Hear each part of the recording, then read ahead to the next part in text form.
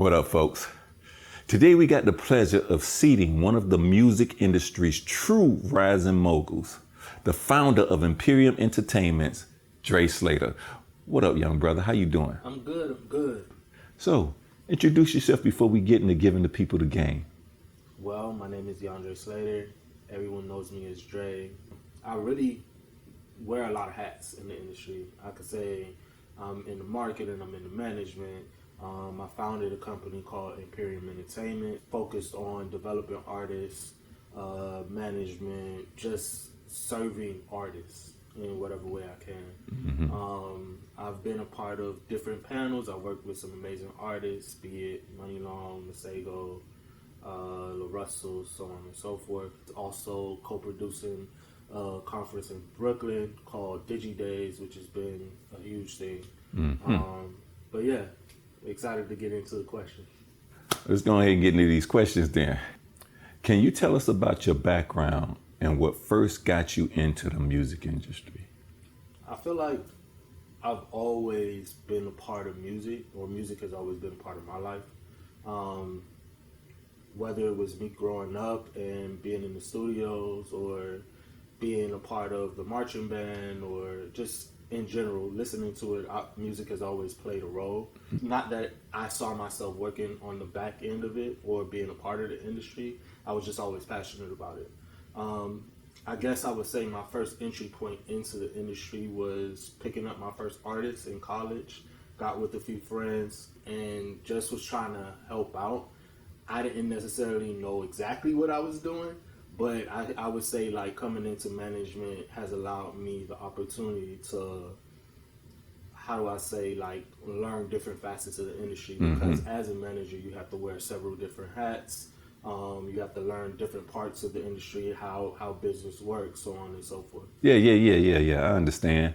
In order for you to manage an artist, you really have to know both the business side, the studio side, the production side. So you got to be able to, you're almost an intermediate between the artist and all those different sections of the industry or facets of the industry. So yeah, you really have to be in depth. How did you get there?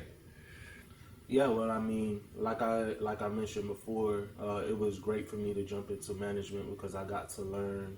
I had the opportunity to learn different facets of the industry.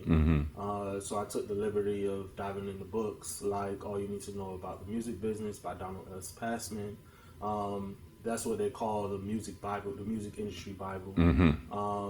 The Guide to Music Publishing, which is, part of learning. You need to learn about the label side. You need to learn about the publishing side. What does a master side look like? And all these different things. So I did a lot of soul searching and studying that way. Also had the opportunity to dive in with different mentors. Shanae being one of those mentors who kind of broke the construct of what the music industry is down to me, to where I didn't look at the industry as a 1 in a million opportunity, but more as, okay, this is a business that I need to position my pieces in certain places like a chess game. So that is what helped me to just understand the industry as a whole. It did take time, but you can't jump corners. You can't cut corners. Right. You have to put yourself in the position to learn the business and win. And that's been my whole mindset since I started. While we're on that subject, you mentioned Ashayla Shanae as being one of your mentors. Who do you think the people were that influenced your music career early in your music career? Yeah, so I looked up to a few key power players in the game, be it Barry Gordy, or Scooter Braun, Jeff Robinson. I just paid attention to what was happening, whether I met them in person or I was just learning from afar. Like I said, like coming into management, I really wanted to understand what other people were doing, who were winning in this game. So I did a lot of research, looking up their careers and how they started, and then tried to figure out how I was going to build those steps for myself. So yeah, those are just a few people to name early on in my career. So what were some of your early experiences and challenges that you faced in the music business?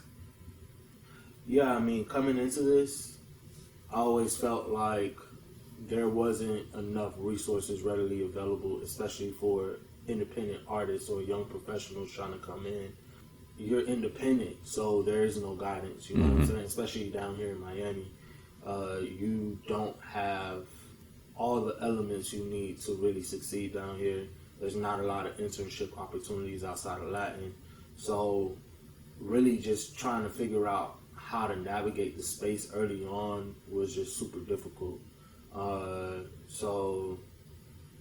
would say that was a challenge that I had to figure out how to overcome early on in my career. So how did you navigate that obstacle and turn that resistance into advancement in the industry? Yeah, I became quick to realize that if resources wasn't readily available, and there was no bridge for me to cross, I had to build my own. That was my approach to everything moving forward. So for instance, me coming in knowing that I didn't have a major label backing or a major distributor backing at the time, how was I going to cut through the noise? Especially, fighting through algorithms of different social media platforms and just trying to dive into pushing an artist on DSPs. I realized that marketing expenses were the biggest expense an artist can have.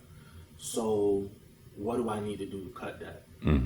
I took the liberty of just diving into learning more about marketing. I had my basic knowledge because that was what I got my degree in on the business side. But how do I use that on the music? Because it's very different. How do I use that in the music industry? I started diving into different mentors on that side, like a Drew DeLeon, who was head of marketing at Def Jam and Alamo Records. And I started asking questions. I started getting into different workshops, just seeing how to roll out music projects. And through that, I gained a lot of experience and knowledge. I did a lot of free work for different local labels down here. It was just a grind, honestly. So for me, my focus has been to build a bridge no matter what. That way, in the future, if I'm bringing someone on, I can also guide them or tell them what I don't want. Because there's a lot of people who can just say they do things and, guide you down the wrong way. Right. So me having that knowledge has helped me a lot, just kind of, work and navigate through the system. So what lessons learned early have been the most valuable in maintaining your career in the music industry? I would say having specific skills has been valuable to helping me navigate the industry. Those skills being professionalism, communication, and organizational skills. I think those are the top 3 key skills that you need. Being that, not everybody in the industry, or majority of the industry, isn't professional. By you having that skill and utilizing that skill, you're already cutting through most of the noise.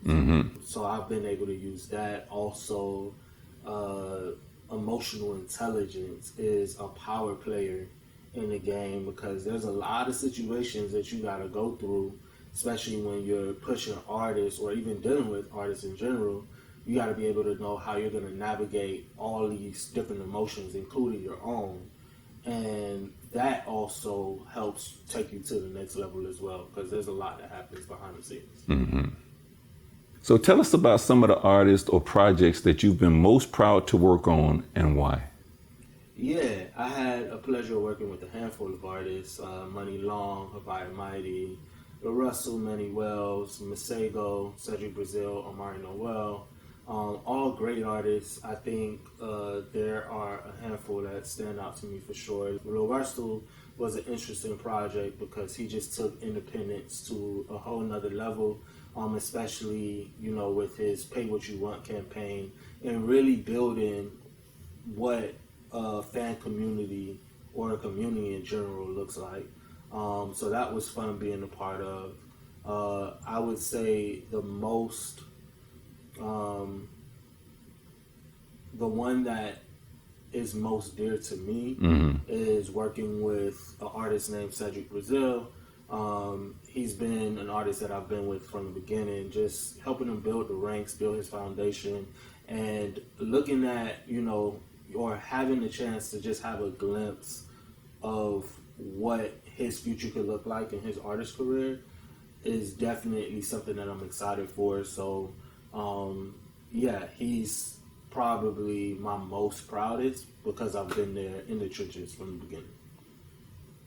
So how have you seen the music industry change throughout your career, especially in terms of race and representation?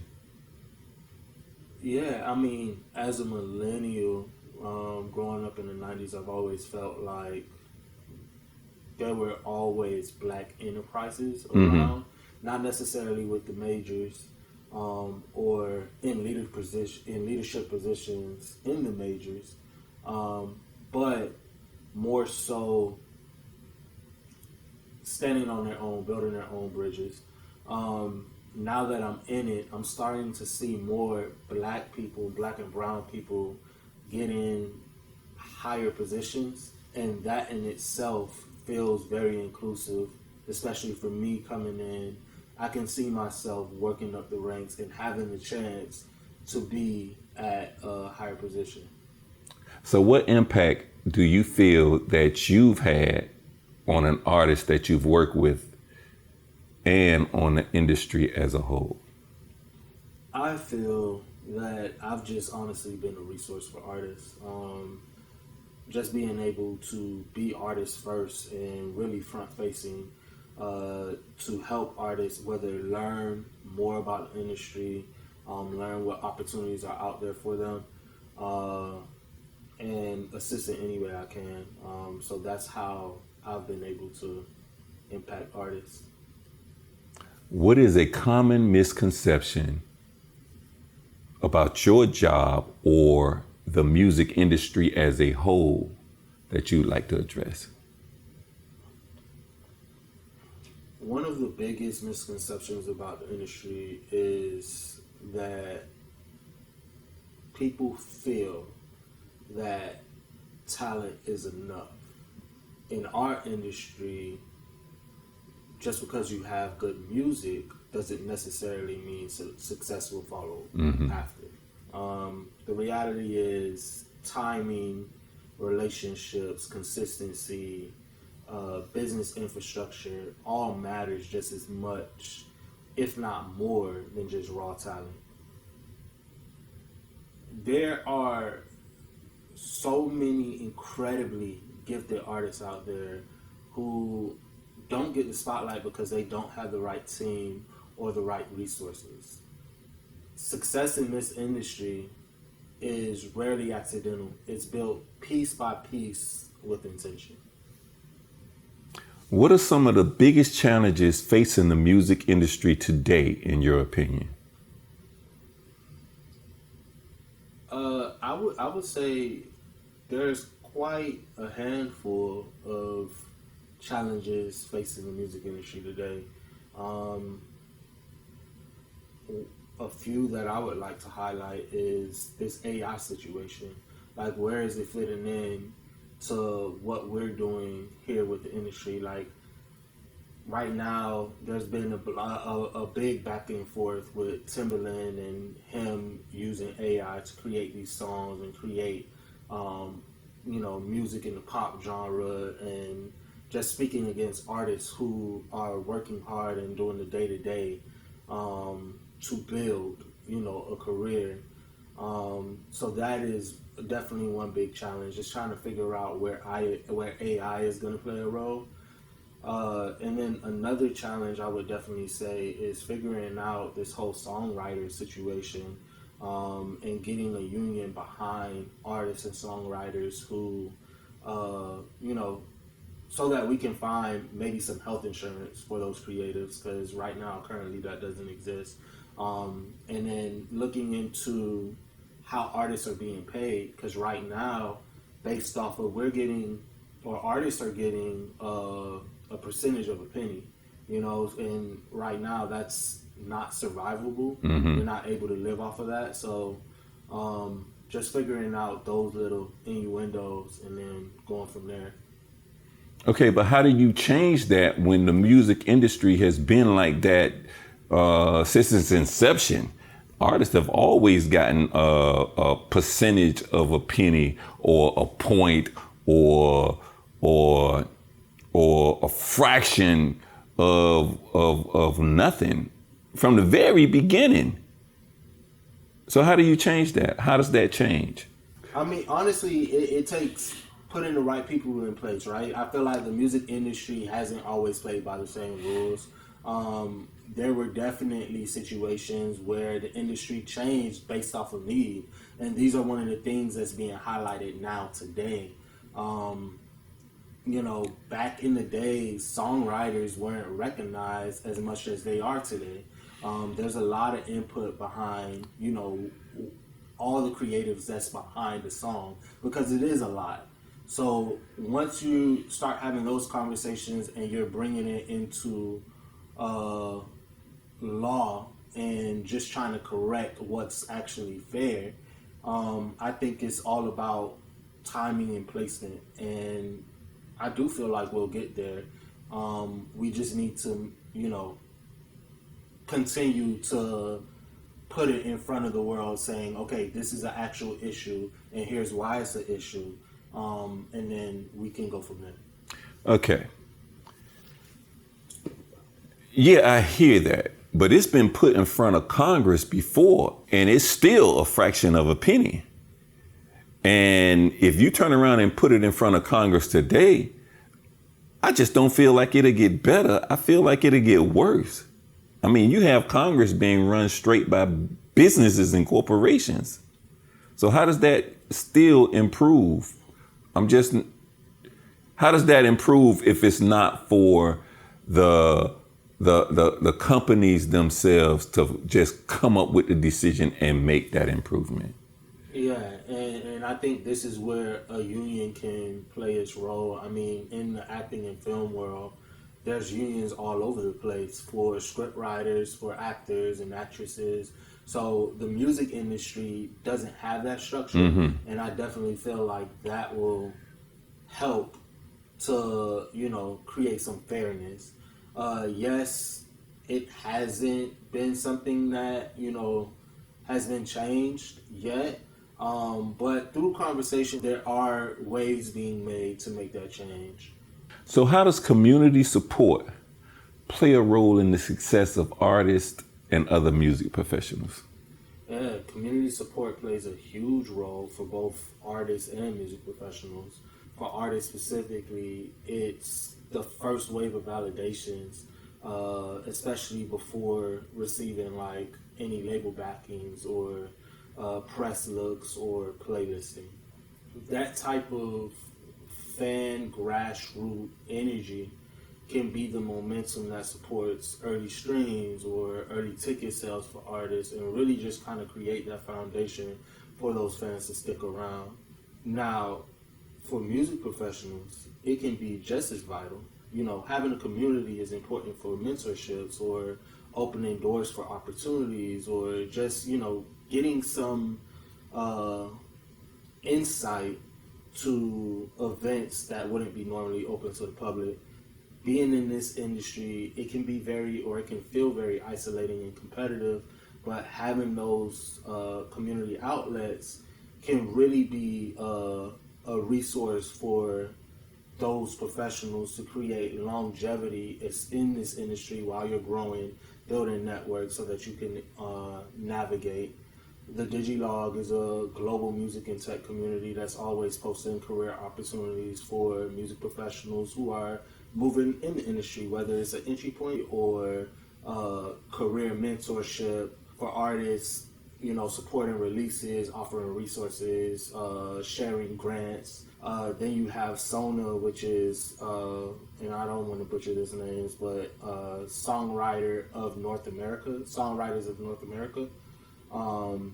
And they basically service songwriters by supporting that community, whether it's pushing for more pay when it comes to their songwriting royalties or so on and so forth. So they really tackle a lot of the issues there.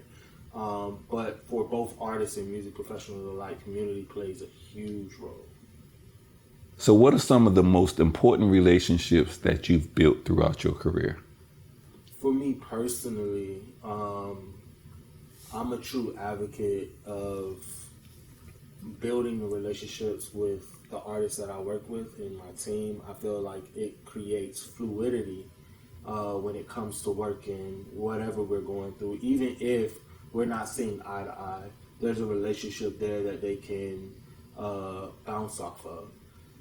Another important relationship that has been super important to my career so far has been my relationship with the Digilog community, me being a part of it, me also being there to offer different resources to other people has played a huge role in, my direction and where I go, and in opening doors and opportunities that may come. But yeah, I feel like those two have been super important. As a music professional, what would you like to see changed in the music industry in the future? Yeah, I definitely think we're on our way to changing this. I would love to see an industry that is more fluid in professionalism. I think a lot of times communication tends to fall off the side of the cliff. And I would also like to see an industry that is less gatekept. I do feel like if we're looking to grow the industry as a whole, those certain things have to change in order for us to move forward. And there's a lot of great people out there who, can't really expand on their ability to help us grow because the opportunity isn't available for them. So those are like two things that I would like to see. I mean, I definitely have some personal experiences that we don't got to get into. But yeah, I think those are, some things that I'd like to see change. How has the Black experience shaped your perspective in the music industry? Oh man, just to know that we are the centerpiece of culture and being a part of that legacy has shaped my whole perspective of how I approach the industry. Without our influence and contributions, I just don't know where the world would sit, especially when looking at where we're contributing in pop culture. I'm looking at K-pop, how they're stuck in what we were doing in the 90s, and even the UK, especially in the R&B realm, what we were doing in the early 2000s. It just feels like we're the pinnacle of, and when I say we're, I'm talking about the Black experience. Mm-hmm. We're the pinnacle of what the world is perceiving to be cool. So for me, it shaped my whole identity. It shaped who I am. It shapes my approach. And it also makes me feel as if, I can rule the world. You know what I'm saying? So my approach earlier when I was saying, if I didn't see a bridge, I'm going to build a bridge. That's literally, my approach. I look at us as kings and queens and, taking back ownership to what was already ours. So what advice would you have for an aspiring Black music executive? My advice to an aspiring Black music executive would be to lead with intention, stay rooted in your identity, and to understand the value you bring to the table, because it's immense. This industry is built off of the contributions of Black culture, but yet we still have underrepresentation in these key decision-making spaces. So when you show up informed, show up prepared, and show up ready to make a change. With that said, if you could go back in time and give yourself one piece of advice at the start of your career, what would that be? If I could go back in time and give myself one piece of advice, I would tell myself to start this music journey earlier. I spent a lot of time going back and forth and not realizing the answer was right in front of me my whole life. Playing with the ideal to do something else.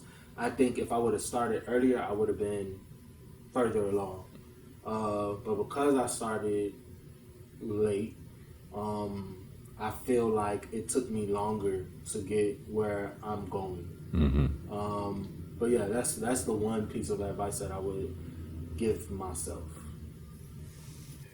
Okay, Mr. Slater, this is the final question. Is there anything else that you'd like to share about your journey and experiences in the music industry?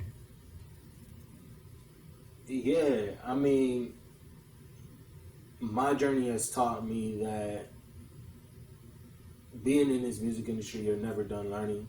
You're always going to be a student of the game, especially like in the industry that's so ever changing and evergreen. So, you know, I'm gonna always be researching and diving in. You know, I also believe that the industry has taught me that you don't have to be an asshole or a gatekeeper to succeed. You know, everything here is about building community, offering resources, sharing those resources, and, you know, being passionate about what the fuck you do. So, yeah, those are just a few things that I learned, and I'm excited to continue to learn in this space. Because I'm so passionate about it, I don't ever see myself stopping. So, yeah, that's what I would say I picked up from being in the industry so far. Still early in my journey. I'm excited about it, and yeah, I'm excited for y'all to follow my journey. Mr. Slater, I appreciate your time and your candor. Ladies and gentlemen, Dre Slater, founder, CEO of Imperium Entertainment. Peace.